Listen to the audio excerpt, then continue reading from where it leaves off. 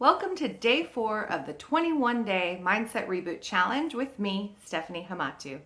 Before we begin, you are going to need your handy dandy journal and a pen. But before we start, make sure you click like and subscribe so you don't miss any of the future days as they get posted. This journal should become your best friend, and you can write anything in here. So no one's going to judge you. Your journal is not going to hold a grudge against you. So this is where you can process and let it all out without doing any damage in any of your relationships. We are going to be letting go of some baggage. It is going to be so impactful because most of us are walking around in our life carrying so much baggage from our past that it actually holds us back. And as you can start releasing some of the weight of this baggage, you can start getting more in flow with yourself and with where you want to be in your life. The reason that we all tend to hold on to this baggage if we're not intentional about releasing it is the baggage is our story. And it can feel a little bit like we're losing our identity to let go of our story. And we have built up all this armor around ourselves based on some of the things that have happened to us in the past that hurt us. Particularly if it happened to you when you're at a very vulnerable stage in life. So if you were a kid or just, a young adult and, you end up developing all this armor to protect you out of the hurt. So our work today is to remind ourselves that we are capable of empowering ourselves and not needing all that armor. We don't have to hold on to these stories in a way that creates blockages and adds a lot of heavy burden on ourselves as we walk through life. So we're going to think back to a time in our life that has been particularly hard for us to let go of.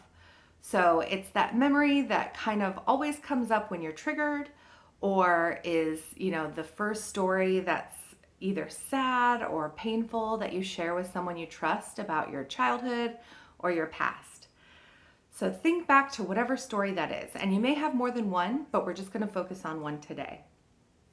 Once you have a story in mind, you are going to write a letter to that experience. So if it was a person who hurt you, you'll write your letter to the person. If it was an event that hurt you, you'll write the letter to the event.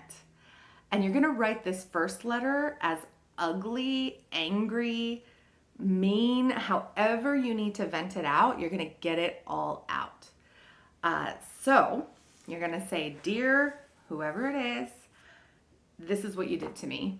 And this is what it caused, and this is how it felt, and basically F you," right?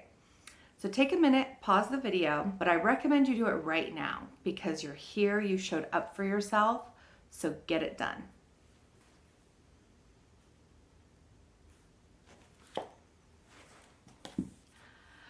Okay, now that you've done the first part, that was probably a lot, right? A lot of emotional release, a lot of mental processing, and you have created a mind-body connection by actually writing it out. So the first part, good job. We're going to take that letter out of your journal, and you can do one of a couple things. You can rip it up and destroy it that way. If you have a fire pit or a fireplace or somewhere safe for you to burn it, you can go ahead and burn it to ashes. Whatever you have to do, we're going to just destroy that story. So just everything you got, rip it up, burn it up, flush it down the toilet, stomp on it. You're done. You're done. That story is done, okay? And we're going to write a new letter. This letter is going to be a little bit harder. The first letter, you got to vent all the anger, which is great. The second letter, we're going to create a new story about the same event. So we're going to write the letter to the same person, but this time we're going to write a thank you letter. Yes. I said we're going to write a thank you letter to that person or that event that hurt you.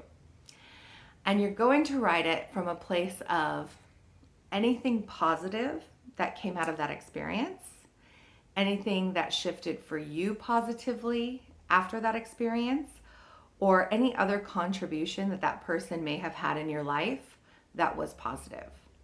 Now, most of the time we block out any of the positive aspects of our negative experiences because it's so painful that we don't want to give anyone any excuses for what they've done.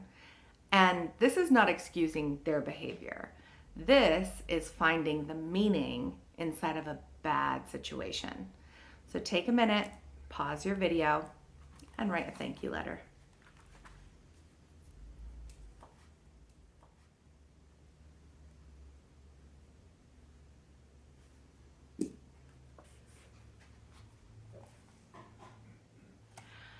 So we destroyed our angry letter, but we're going to hold on to our thank you letter.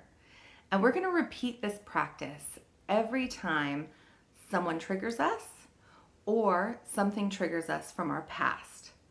And the more we get used to doing this process, the more you're going to start to feel a real release from all of this baggage that we've been walking around with.